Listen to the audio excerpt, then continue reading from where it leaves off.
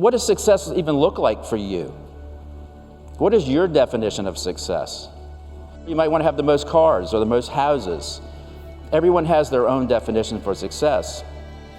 The trouble comes when you start to adopt someone else's definition of success. And what happens then is that as you move towards this goal, you will eventually give up, because that definition of success is not coming from your core values. It's coming from some ideal that you believe causes success. So we want to be very clear about what your definition of success is. We need to invest the majority of our time building relationships. In this age of technology, where we can do almost anything, anywhere, anytime, the question is, how do we maintain the human element, the connections, the memories, the feelings? How do we maintain that human touch? The goal here is to live and enjoy your life, to connect with people. My big question to you is, who are you? If you didn't wake up tomorrow, what would people say about you, who you were, what you did and did not finish doing?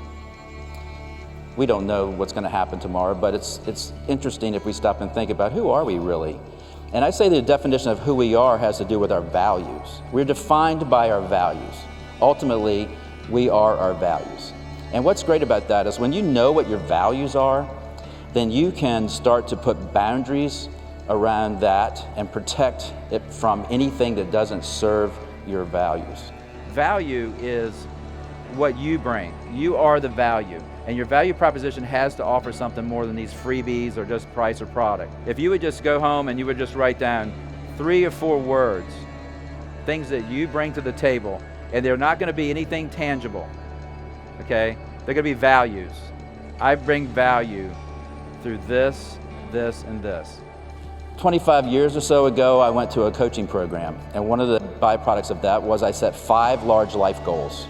And these have pretty much governed my entire life up to this point. The first one was I wanted to stay married to my wife for my entire life. But I wanted that because my parents were divorced, and it was a horrible thing for them to go through, and it was a horrible thing for me to go through, and I did not want to experience that. That was a value that I held very high, that I did not want to experience that, and I didn't want my children to go through it.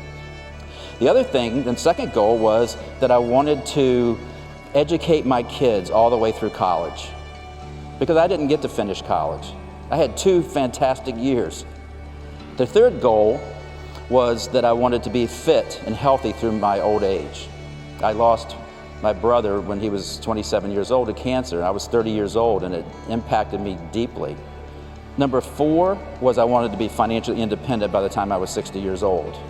And the 5th goal was I wanted to have a second career based on the skills and the abilities that I had acquired during my first career. But those are my values-based goals that have kind of governed my life up until this point. Where does price and product and performance show up? It always shows up in data and information.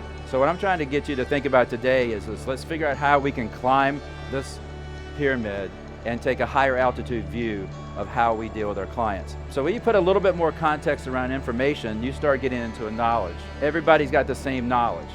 So if you're in competition, it doesn't help you much just to be knowledgeable about something. But where the real differentiator is in the wisdom. And if you can get to a place where you consider yourself to take a wisdom approach to your clients, then it'll distinguish you from everyone else. Wisdom is the most valuable element in a relationship. It's the most valuable thing that you can offer to a client is your wisdom. We are drowning in information while we are starving for wisdom.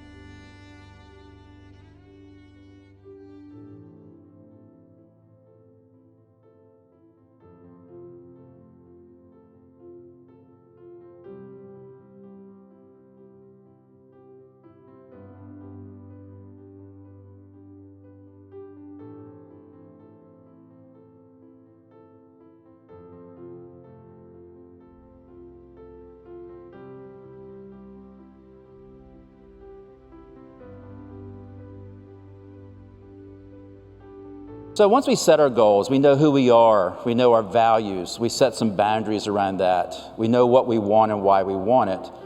No matter what happens to you in life or what has happened to you in your life, You get to choose your response.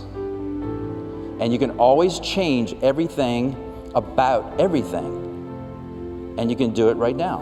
You don't have to wait. You get to choose.